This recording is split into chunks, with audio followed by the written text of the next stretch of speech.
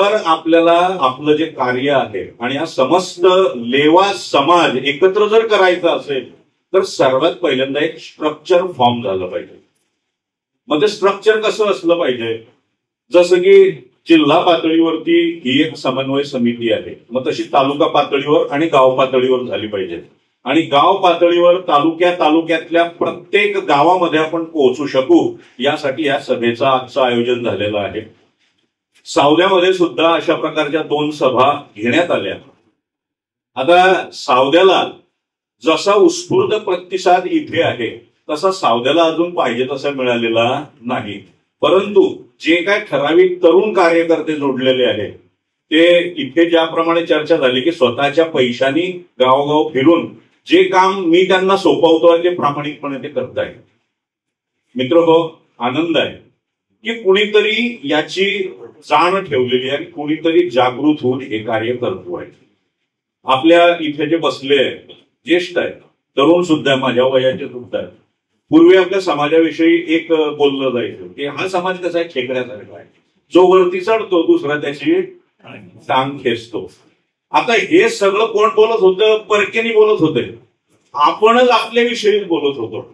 त्याच्यामुळे आपल्यामध्ये स्वतःमध्ये निगेटिव्हिटी आपण स्वतःहून भरून घेत होतो. परंतु धन्यवाद खरंच या लोकांना, लेवा महासंघाच्या, की गावागावात जाऊन अशा प्रकारचं ते जाळं विणताय की ही नकारात्मकता दूर होते. सुरुवातीला तिथे मांडलं गेलं की परदेशामध्ये आपली मुलं ज्या वेळेला जातात, परदेश तर सोडा पण खेड्यातला मुलगा जर पुण्या मुंबईत गेला तर गांगरून जातो. मग तसा जर तरुण असेल, शिकणारी तरुणी असेल, ती जर परदेशात गेली तर तिची काय हालत होत असेल. आणि इथे त्यांनी सांगितलं की या समाजाच्या संघटनेच्या माध्यमातून ज्या वेळेला हे तरुण तरुणी तिथे जातात त्यावेळेला त्यांना मदत होते, त्यांची लाईन लावली जाते. मित्र हो, खरोखर एकमेकाला जर आपण हात दिला तर 100% जसं बाकीच्या समाजांचं जाळं आहे तसं जाळं आपण सुद्धा विणू शकतो. दाताळा मोताळा हा जो भाग आहे तिथे लेवा पाटील समाजाची ठराविकच घर आहे, परंतु त्यांचं जे जाळं आहे ते इतकं दाट आणि घट्ट आहे की त्यांनी स्वतःच्या समाजाचं एक सभागृह तयार केलेलं आहे. आणि ते सभागृह आपल्या स्वतःच्या खिशाला चटणी न बसू देता तेथील राजकीय व्यक्तींवरती असा एक प्रकारे प्रेशर निर्माण केला आणि असा एक आपला प्रभाव निर्माण केला की त्या राजकीय व्यक्तींना, त्या राजकीय शक्तींना आपल्या समाजाची दखल घ्यावीच लागली आणि त्यांच्या मार्फत एवढं मोठं साम्राज्य त्यांनी उभं केलंय. म्हणजे आपण जर एकत्र आलो तर काय करू शकतो याचं उत्तम उदाहरण ते आहे.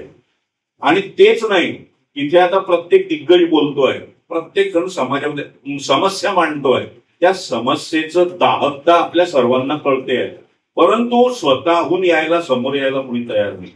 यासाठी कार्यकर्त्यांची एक मोठी फळी लागणार आहे आणि ती फळी या माध्यमातून आपल्याला उभारायची आहे. मित्र हो, आदरणीय खडसे काका त्यांनी आपल्या समाजामध्ये विवाहाची जी आचारसंहिता आहे ती आचारसंहिता इथे वाचून दाखवली. ती आचारसंहिता वाचत असताना जी कंडिशन सावद्याला होती तीच मी इथे आजूबाजूला अनुभवली. खडसे काका पोटतिडकीनं बोलताय, परंतु प्रत्येकाच्या मनामध्ये हे कोण करायला सांगेल, हे कोण करेल आणि हे कशा पद्धतीनं अंमलात येईल. परंतु मित्र हो, या प्रसंगी मी आपल्याला एवढंच सांगू इच्छितो की खडसे काकांची ही जी तळमळ आहे, लेवा महासंघाची ही जी कळकळ आहे, ही कळकळ यशस्वी केव्हा होऊ शकेल? ज्या वेळेला हे जे विचार आहे हे प्रत्यक्षात अंमलात येतील. याची ज्या वेळेला लोक चळवळीमध्ये असं रूपांतर होईल त्यावेळेला खऱ्या अर्थानं समाज बदलायला सुरुवात होईल. आणि लोक चळवळ केव्हा होईल? प्रत्येक जण हिच्यात काम करायला केव्हा लायकीचा होईल की आपण एखाद्या समाजाच्या बंधूला मदतीचा हात दिला असेल.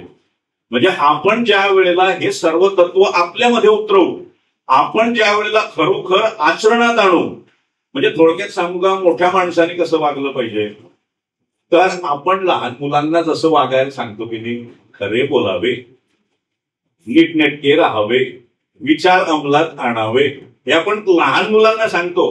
परंतु लहान मुलाने कसं वागावं हे आपण लहान मुलांना सांगतो, तसं आपण मोठ्या माणसांनी वागणं गरजेचं आहे. तरच या लोकांची कळकळ यशस्वी झाल्याशिवाय राहणार नाही. आणि खरं म्हणजे या सभेला जे उत्साही कार्यकर्ते आहेत ते प्रत्येक जण शांततेनं सर्व ऐकतोय, त्याच्यामुळे खचितच या प्रयत्नांना 100% यश मिळाल्याशिवाय राहणार नाही. या